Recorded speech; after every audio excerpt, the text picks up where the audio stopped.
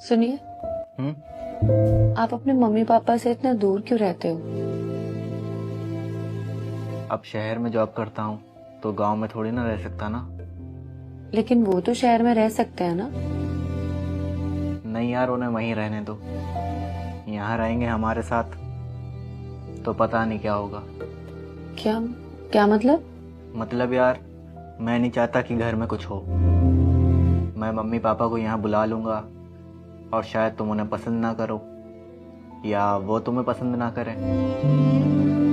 घर में कुछ भी होगा, मैं मम्मी पापा की साइड लूँगा तो तुम बुरा मान जाओगी, और अगर मैं तुम्हारी साइड लूँगा तो मम्मी पापा बुरा मान जाएंगे।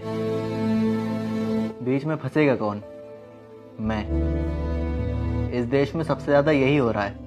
लड़कों के बारे में कोई नहीं सोचता।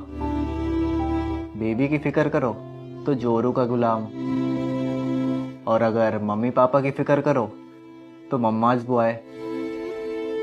मैं ये नहीं चाहता हूँ कि जब मैं ऑफिस से थक कर घर आऊँ तो सबका मुंह बना रहे। आप रहना चाहते हो अपने मम्मी पापा के साथ?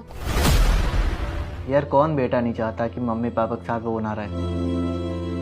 बस जो आजकल चल रहा है उससे बहुत डर लगता है मुझे। बस मैं इसीलिए नहीं बुला रहा हूँ उन्हें यहाँ। तो आप उन्हें यहाँ बुला लीजिए। आई प्रॉमिस, मैं उनका बहुत ख्याल रखूंगी। और आपके ऑफिस से आने के बाद किसी का मुंह नहीं बना होगा। और मैं आपको कभी नहीं कहूंगी कि आप मेरी साइड लो। मैं इतना ख्याल रखूंगी उनका कि उनको कभी मुझसे कोई शिकायत होगी ही नहीं। और एक चीज का ध्यान रखिएगा, घर में कुछ भी खाने के लिए लेके आइएगा, सबसे पहले उन्हीं को दीजिएगा, जिससे उन्हें ये लगेगा कि उनका बेटा उनसे आज भी उतना ही प्यार करता है। सबसे पहले उनके बारे में सोचता है। माँ बाप का बेटे पे पहला हक होता है। उनकी उम्र हो गई है और इस उम्र में वो गांव में अकेले हैं। वो भी तो चाहते होंगे कि अपने बेटे के साथ शहर में जाके रहें। आप बीवी के लिए माँ बाप से दूर मत हो। आप एक काम कीजिए, कल ऑफिस से छुट्टी ले लीजिए।